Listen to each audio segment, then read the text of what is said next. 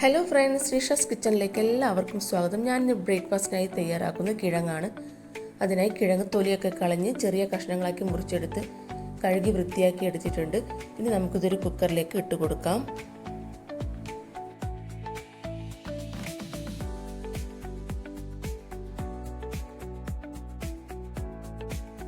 കുക്കറിലേക്ക് ഇട്ട് കൊടുത്തതിന് ശേഷം വേവാൻ ആവശ്യമായ വെള്ളവും അതിലേക്ക് പാകത്തിന് ഉപ്പും മഞ്ഞളും ചേർത്ത് ഹൈ ഫ്ലെയിമിൽ 2 വിസിലടിച്ചെടുക്കാം. കിഴങ്ങിലേക്ക് ചേർക്കാനായി ഞാനിവിടെ കുറച്ച് തേങ്ങ, അല്പം ഉഴുന്ന്, 4-5 വറ്റൽമുളക്, കുറച്ച് കറിവേപ്പില എന്നിവ ഇവിടെ എടുത്തു വെച്ചിട്ടുണ്ട്. നന്നായി വെന്ത് കിട്ടിയിട്ടുണ്ട്. ഇനി അടുപ്പിലേക്ക് ഒരു പാന് വെച്ച് ചൂടായതിനു ശേഷം അതിലേക്ക് അല്പം വെളിച്ചെണ്ണ ഒഴിച്ചു കൊടുക്കാം. ഇനി അതിലേക്ക് അല്പം കടുക് ചേർത്ത് കൊടുക്കാം.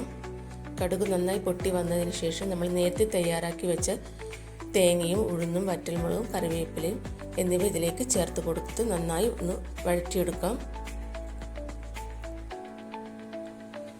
ജസ്റ്റ് ഒന്ന് വഴറ്റിയാൽ മാത്രം മതി.